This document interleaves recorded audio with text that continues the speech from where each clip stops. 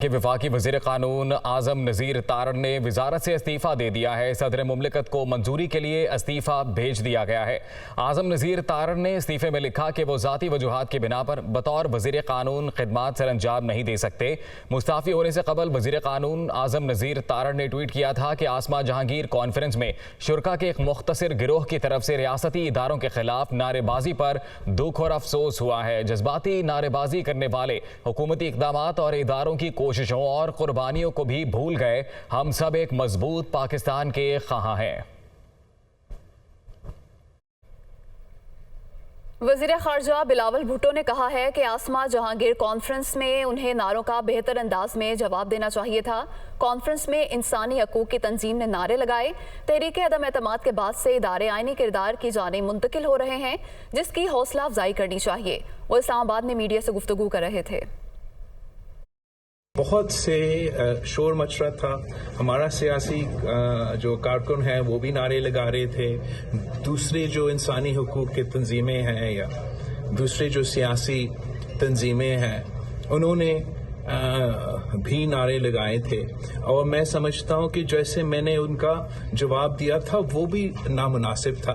میں آخرکار وفاقی وزیر بھی ہوں اور اس کا بھی بہتر طریقہ تھا، بہتر لہجہ تھا، بہتر انداز سے ان کا جواب دیا جا سکتا تھا۔ عدم اعتماد کے بعد جو کوشش رہا ہے ہمارے اداروں کا کہ وہ ٹرانزیشن ہو ایک متنازع رول سے لے کے ایک آئینی رول اپناتے ہوئے، ہم اس قسم کا ٹرانزیشن کو انکریج کرنا چاہتے ہیں اور ہم کسی طریقے سے کوئی غلط فہمی پیدا نہیں کرنا چاہتے۔ وزیر اعظم شہباز شریف نے کہا ہے کہ لاہور میں کانفرنس میں اداروں کے خلاف بلا جواز نعرے بازی قابل مذمت ہے۔ ایک بیان میں وزیر اعظم شہباز شریف نے کہا کہ ایسے فورمز کو مسلح افواج کو نشانہ بنانے کے لیے استعمال کرنا افسوسناک ہے۔ مسلح افواج ملک کو بچانے کے لیے اپنی جانوں کے نذرانے پیش کر رہی ہے۔ وہ ریاستی اداروں کے خلاف بلا جواز نعرے بازی کی مذمت کرتے ہیں۔ افسوس ہے کہ چند شرکاء کی طرف سے ایسا کیا گیا۔ ہمیں عوامی سطح پر زیادہ ذمہ داری کا مظاہرہ کرنا چاہیے۔ سابق وزیر داخلہ شیخ رشید احمد نے کہا ہے کہ وزراء کی موجودگی میں ریاستی اداروں کے خلاف نازیبا نعرے سوالیہ نشان ہیں۔ ٹویٹ میں شیخ رشید نے مزید کہا کہ جب کرمنل قانون بناتے ہیں تو انصاف کا مذاق اڑتا ہے۔ مانگے تانگے کے بیرون ملک دوروں سے کچھ امداد نہیں ملے گی۔ زر مبادلہ کے ذخائر تیزی سے کم ہو رہے ہیں۔ اقتدار کے بھوکوں کا جمعہ بازار لگا ہے۔ ڈالر نایاب ہو چکا۔ سرمایہ کاری کی جھوٹی تسلیاں سب بیکار ہے۔ جوڈیشل کمیشن نے 3 ججز کی سپریم کورٹ تعیناتی کی سفارش کر دی۔ جسٹس شفیع صدیقی کا نام مؤخر کر دیا گیا۔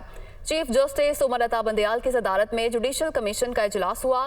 جوڈیشل کمیشن نے اسلام آباد ہائی کورٹ کے چیف جسٹس اطہر من اللہ، لاہور ہائی کورٹ کے جسٹس شاہد وحید اور سندھ ہائی کورٹ کے جسٹس حسن اظہر رضوی کو بطور جج سپریم کورٹ تعینات کرنے کی سفارش کر دی۔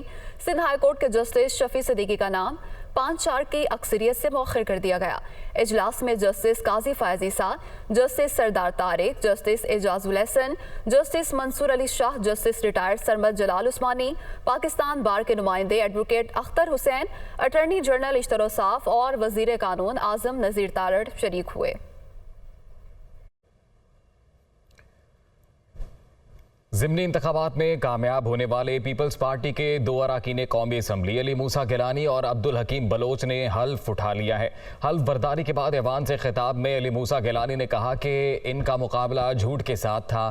اس وقت معاشرے میں نفرت کی آگ پھیلائی جا رہی ہے۔ پاکستان پولرائزیشن کا متحمل نہیں ہو سکتا۔ ہمیں اس آگ کو یہیں روکنا ہوگا۔ کراچی سے منتخب ہونے والے عبدالحکیم بلوچ نے کہا وہ ملیر کی عوام اور پی ڈی ایم لیڈرشپ کے شکر گزار ہیں۔ ان کی جنگ جھوٹوں کے لیڈر کے ساتھ تھی۔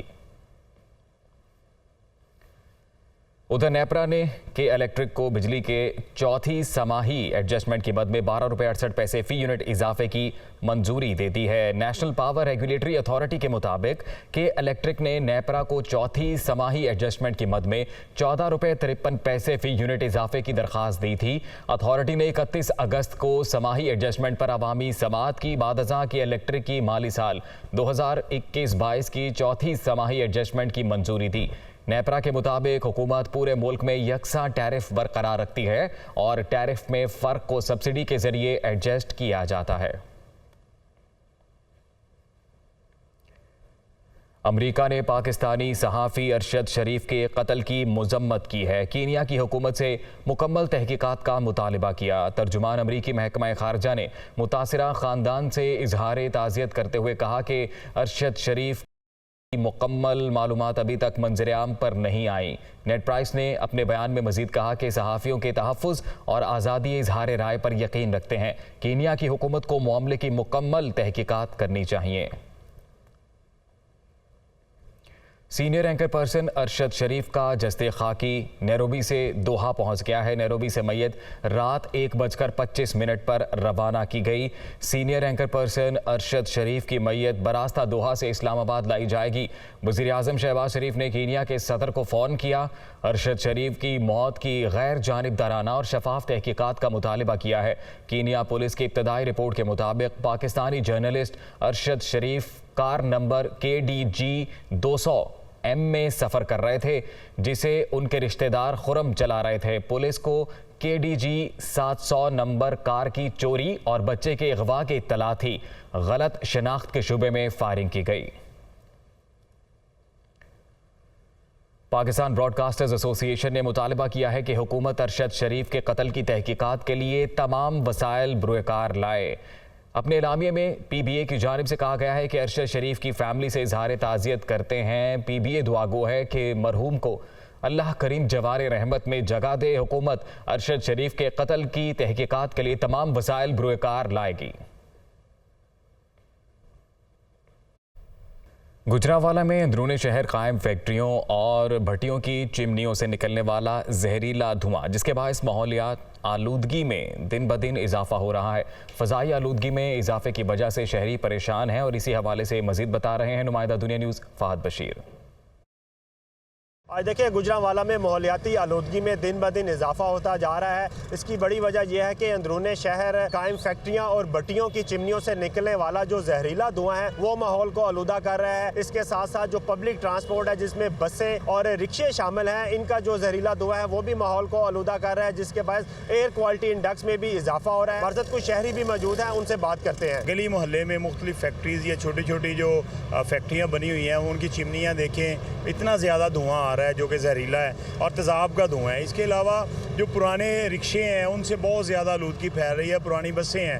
یہ سب اداروں کو مل کے اس پہ کام کرنا چاہیے۔ اس کے لیے انتظامیہ کو چاہیے کہ اس کے خلاف محکمانہ کارروائی کی جائے۔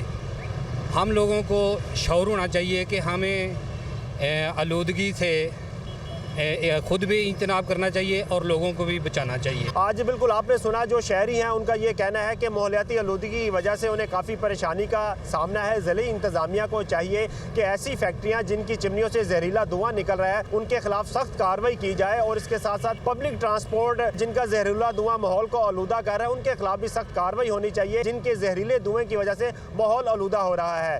جی خیبر پختونخوا میں 8 ماہ گزر جانے کے باوجود مقامی حکومتوں کے ثمرات عوام تک نہ پہنچ سکے۔ مقامی حکومت کو تاحال فنڈز جاری نہ کیے جا سکے۔ دیکھتے ہیں پشاور سے عابد حمید کی رپورٹ۔ یہ ہے نیبرہڈ کونسل گل بہار۔ اسے ایک زمانے میں پشاور کی جدید بستی بھی کہا جاتا تھا۔ شہر کے مرکزی حیثیت کے حامل اس علاقے کی حالت بتدریج بگڑتی رہی۔ 2018 میں تحریک انصاف کی صوبائی حکومت نے بلدیاتی نظام کا نیا خاکہ دیا، جس میں گل بہار کو ماڈل نیبرہڈ کونسل بنانے کا فیصلہ کیا گیا۔ نظام تو رائج ہو گیا، میئر اور چیئرمین بھی منتخب ہو گئے، لیکن گل بہار کے رہائشی ماڈل نیبرہڈ کونسل کا خواب شرمندہ تعبیر ہوتے نہ دیکھ سکے۔ 1 سال مکمل ہے الیکشن کا، الیکشن ہو چکا ہے، ہمارے پاس اتنے فنڈز نہیں ہے کہ ہم اپنے آفس کو بھی چلائیں۔ ابھی تک ہمیں 1 روپے فنڈ بھی نہیں ملا، تو مسئلے مسائل دن بدن بڑھتے جا رہے۔ یہ کہانی صرف اس ایک نیبرہڈ کونسل کی نہیں، بلکہ صوبر کے دیگر ولیج اور نیبرہڈ کونسلز کا بھی یہی حال ہے، اور وجہ قرار دیا جا رہا ہے اس نظام میں موجود خامیوں کو۔ خیبر پختونخوا میں رائج موجودہ اور ماضی کے بلدیاتی نظام میں واضح فرق ہے۔ یہ نظام صحیح معنوں میں مشرف دور حکومت میں نافذ ہوا، جو ضلع ناظم، تحصیل ناظم اور کونسلرز پر مشتمل تھا۔ ضلع ناظم با اختیار تھا اور ترقیاتی فنڈز بھی اسی کی ثوابدید پر تھے۔ 16 کے قریب سرکاری محکمے بھی ضلع ناظم کے ماتحت تھے۔ PTI کے پہلے دور حکومت میں بھی اس سے ملتا جلتا نظام رائج کیا گیا، لیکن اس بار ضلع ناظم کے مالی اختیارات کو DC की मंजूरी से जोड़ दिया गया। जिला हुकूमत जो भी मंसूबा या बजट मंजूर करती, डिप्टी कमिश्नर की मंजूरी लाजमी होती। इस निजाम में यूनियन कौंसिल की तादाद 92 रखी गई। मुशर्रफ और PTI दौर में राइज होने वाले इन दोनों निजामों में जिला में मौजूद बेशतर महकमों के इख्तियारात जिला नाज़िम के पास होते थे। मुशर्रफ दौर में डिस्ट्रिक्ट नाज़िम था, डिप्टी कमिश्नर मेरा DRO होता था। अक्सरियती महकमे 16-17 हमारे अंडर थे, MPA के अंडर नहीं थे। 2018 के बाद इस निज़ाम में मज़ीद तब्दीलियाँ की गईं। 2019 में नया बल्दियाती निज़ाम लाया गया। यूनियन कौंसिल ख़त्म करके विलेज और नेबरहुड कौंसिल बनाई गईं। ज़िला नाज़िम का ओहदा भी ख़त्म कर दिया गया और अवाम के बराह रास्त वोटों से चेयरमैन और मेयर मुंतखब किए गए। ये नया निज़ाम कितना मौसर रहा, आइए इस पर भी एक नज़र डालते हैं। मौजूदा निज़ाम के तहत सूबे में 3624 विलेज और 597 नेबरहुड कौंसिल्स बनाई गईं। पेशावर को मेट्रोपॉलिटन का दर्जा दिया गया। शहर को 7 तहसीलों में तकसीम किया गया, जहां से कौंसलर्स और चेयरमैन को मुंतखब किया गया। तरक्याती फंड्स को विलेज और नेबरहुड चेयरमैन के जरिए खर्च करने का तरीकाकार अपनाया गया। नए निज़ाम में यूनियन कौंसिल चेयरमैन को 80% तरक्याती फंड देने की मंजूरी दी गई है, जबकि मेयर या तहसील नाज़िम को 20% फंड मिलेगा।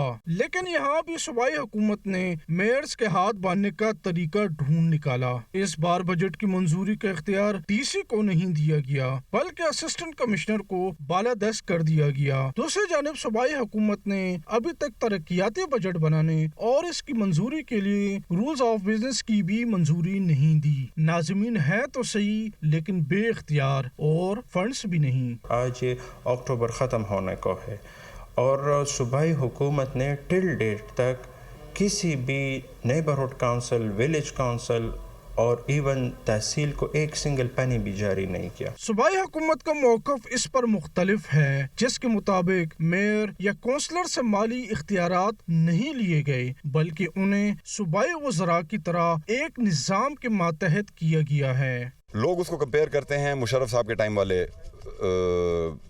एक्ट से। अब वो उस एक्ट के अंदर चेयरमैन के पास पावर थी, वो चेक काटता था। जी मुझे आप बता दें आजकल के टाइम में कौन सा ऐसा सियासी नुमाइंदा है जिसको चेक काटने की इजाज़त है। बेसिकली एक मैकेनिज्म है गवर्नमेंट का, TMO और AC और उनके थ्रू जिस तरह एक चेक प्रोसेस होगा या जो स्कीम होगी वो प्रोसेस होगी। सूबाई हुकूमत और बल्दियाती नुमाइंदों के माबैन इस जंग में अवाम सबसे ज्यादा मुतासिर हो रहे हैं, जो मुंतज़िर हैं कि कब उनके मसाइल हल होंगे। जब हम अपने काम के सिलसिले में जाते हैं उनके पास कि हमारे ये मसाइल है, ये नाली, ये गैस वगैरह या वापडा वगैरह काम होते हैं, तो वो हमें कहते हैं कि हमें फ़ंड नहीं मिलते। इन लोगों को इनके वो मिल जाते फंड्स, समझे ना, तो फिर मुश्किलात आधी रह जाती। मुंतखब बल्दियाती नुमाइंदों ने माली इख्तियारात के उसूल और मौजूदा एक्ट में तब्दीली के लिए पेशावर हाई कोर्ट से रुजू भी कर रखा है। कैमरा टीम के साथ आबिद हमीद, दुनिया न्यूज़, पेशावर। मौसम की दुनिया में आज बात करते हैं कि मुल्क भर में मौसम की क्या सूरत हाल रहने वाली है और महकमा मौसमियात की जानिब से तमाम शहरों से मुतल्लिक क्या पेशन गोइयाँ की गई हैं, ये डिटेल्स आपके साथ शेयर करेंगे। सबसे पहले बात करेंगे शहर इक़्तिदार इस्लामाबाद की। इस्लामाबाद में आज ज़्यादा से ज़्यादा दर्जा हरारत 29 डिग्री सेंटीग्रेड रहने का इम्कान जाहिर किया जा रहा है। लाहौर की बात करें तो लाहौर में ज़्यादा से ज़्यादा 32 डिग्री सेंटीग्रेड रहने का इम्कान जाहिर किया जा रहा है। लाहौर के बाद हम रुख करेंगे कराची का, जहाँ पर आज ज़्यादा से ज़्यादा दर्जा हरारत 32 डिग्री सेंटीग्रेड रहने का इम्कान जाहिर किया जा रहा है। कराची के बाद हम रुख करेंगे पेशावर का, जहां पर ज्यादा से ज्यादा 31 डिग्री सेंटीग्रेड और कोयटा में ज्यादा से ज्यादा 24 डिग्री सेंटीग्रेड रहने का इम्कान जाहिर किया जा रहा है। कोयटा के बाद हम बात कर लेते हैं मरी की। मरी में आज ज्यादा से ज्यादा दर्जा हरारत 19 डिग्री सेंटीग्रेड रहने का इम्कान जाहिर किया जा रहा है। और मरी के बाद हम रुख करेंगे गिलगित का, जहां पर आज ज्यादा से ज्यादा दर्जा हरारत 18 डिग्री सेंटीग्रेड रहने का इम्कान जाहिर किया जा रहा है। मजीद क्या तफसीलात जारी की गई हैं महकमा मौसमियात की जानिब से, ये भी आप तक पहुंचाते हैं। इस्लामाबाद में ज्यादा से ज्यादा दर्जा हरारत 29 डिग्री सेंटीग्रेड रहने का इम्कान है, जबकि कम अज कम 16 डिग्री सेंटीग्रेड रिकॉर्ड किया गया है। एयर क्वालिटी इंडेक्स शहर इक़्तिदार में 132 मॉडरेट बताया जा रहा है। हवा में नमी का तनासुब है 54%, जबकि 10 किलोमीटर फी घंटा की रफ्तार से शहर इक़्तिदार में हवाएं चलने का इम्कान है اور بارش کا کوئی امکان ظاہر نہیں کیا جا رہا۔ صوبائی دارالحکومت لاہور کا رخ کر لیتے ہیں، جہاں پر آج زیادہ سے زیادہ درجہ حرارت 32 ڈگری سینٹی گریڈ رہنے کا امکان ہے، جبکہ کم از کم 18 ڈگری سینٹی گریڈ ریکارڈ کیا گیا ہے۔ لاہور میں ایئر کوالٹی انڈیکس خاصا خراب ہے، ویری انہیلدی 276۔ لازمن ہے کہ شہری ماسک کا استعمال کریں۔ ہوا میں نمی کا تناسب ہے 69% اور 3 کلومیٹر فی گھنٹہ کی رفتار سے لاہور میں ہوائیں چلنے کا امکان ہے، جبکہ محکمہ موسمیات کی جانب سے یہ پیشن گوئی کی گئی ہے کہ 1% امکان ہے لاہور میں بارش ہو۔ لاہور کے بعد ہم بات کریں گے کراچی کی، جہاں پر زیادہ سے زیادہ درجہ حرارت 32 ڈگری سینٹی گریڈ رہنے کا امکان ہے اور کم از کم 24 ڈگری سینٹی گریڈ ریکارڈ کیا گیا ہے۔ ایئر کوالٹی انڈیکس ہے 144، جبکہ ہوا میں نمی کا تناسب شہر قائد میں ہے 80% اور 13 کلومیٹر فی گھنٹہ کی رفتار سے شہر قائد میں ہوائیں چلنے کا امکان ہے۔ 1% امکان ہے کہ کراچی میں آج بارش ہو۔ اس کے بعد ہم رخ کریں گے پشاور کا۔ پشاور میں آج زیادہ سے زیادہ درجہ حرارت 31 ڈگری سینٹی گریڈ رہنے کا امکان ہے، جبکہ کم از کم 16 ڈگری سینٹی گریڈ ریکارڈ کیا گیا ہے۔ ایئر کوالٹی انڈیکس خراب ہے 218، ویری انہیلدی۔ ہوا میں نمی کا تناسب پشاور میں ہے 52% اور 8 کلومیٹر فی گھنٹہ کی رفتار سے ہوائیں چلنے کا امکان ہے، جبکہ پشاور میں امکان ہے کہ 1% بارش ہو۔ اور پشاور کے بعد ہم رخ کر لیتے ہیں کوئٹہ کا، جہاں پر موسم بہتر ہے۔ کوئٹہ میں زیادہ سے زیادہ درجہ حرارت 24 ڈگری سینٹی گریڈ، کم از کم 11 ڈگری سینٹی گریڈ ریکارڈ کیا گیا ہے۔ ایئر کوالٹی انڈیکس 155، جبکہ ہوا میں نمی کا تناسب کوئٹہ میں ہے 44% اور 5 کلومیٹر فی گھنٹہ کی رفتار سے کوئٹہ میں ہوائیں چلنے کا امکان ظاہر کیا جا رہا ہے، جبکہ بارش کا کوئی امکان نہیں ہے۔ کوئٹہ کے بعد ہم بات کر لیتے ہیں مری کی۔ تو مری میں آج زیادہ سے زیادہ درجہ حرارت 19 ہے اور کم از کم درجہ حرارت 7 ریکارڈ کیا گیا ہے۔ فضائی آلودگی 110 بتائی جا رہی ہے۔ ہوا میں نمی کا تناسب ہے مری میں 50%، جبکہ 8 کلومیٹر فی گھنٹہ کی رفتار سے مری میں ہوائیں چلنے کا امکان ہے اور بارش کا مری میں کوئی امکان ظاہر نہیں کیا جا رہا۔ مری کے بعد ہم بات کریں گے گلگت کی، جہاں پر زیادہ سے زیادہ درجہ حرارت 18 ڈگری سینٹی گریڈ رہنے کا امکان ظاہر کیا جا رہا ہے۔ کم از کم درجہ حرارت گلگت میں 10 ڈگری سینٹی گریڈ ریکارڈ کیا گیا ہے۔ ایئر کوالٹی انڈیکس ہے 51، جبکہ ہوا میں نمی کا تناسب 53% اور 5 کلومیٹر فی گھنٹہ کی رفتار سے گلگت میں ہوائیں چلنے کا امکان ظاہر کیا جا رہا ہے۔ محکمہ موسمیات کی جانب سے پیشن گوئی کی گئی ہے کہ گلگت میں 8% امکان ہے بارش ہو۔ تو یہ تھی ملک بھر سے مجموعی طور پر موسم کی صورتحال۔ موسم کی صورتحال بتا رہے تھے محمد عظیم۔ ابھی آپ کو بتائیں کہ 2022 کا دوسرا جزوی سورج گرہن آج ہوگا، جو پاکستان سمیت دنیا کے مختلف حصوں میں دیکھا جا سکے گا۔ دنیا کے مختلف حصوں میں سورج گرہن کا آغاز پاکستانی وقت مطابق دوپہر 1:58 سے شروع ہوگا، جبکہ 4 بجے عروج پر پہنچنے کے بعد شام 6:02 پر اس کا اختتام ہوگا۔ اسلام آباد میں سورج گرہن کا آغاز 3:43 پر ہوگا۔ خیال رہے کہ گرہن کے دوران سورج کو براہ راست نہ دیکھا جائے، کیونکہ ایسی حالت میں دیکھنے سے بینائی کو نقصان پہنچ سکتا ہے۔ گرہن کو دیکھنے کے لیے خصوصی فلٹرز کا استعمال کیا جاتا ہے، جن کے بغیر اسے دیکھنے سے گریز کرنا چاہیے۔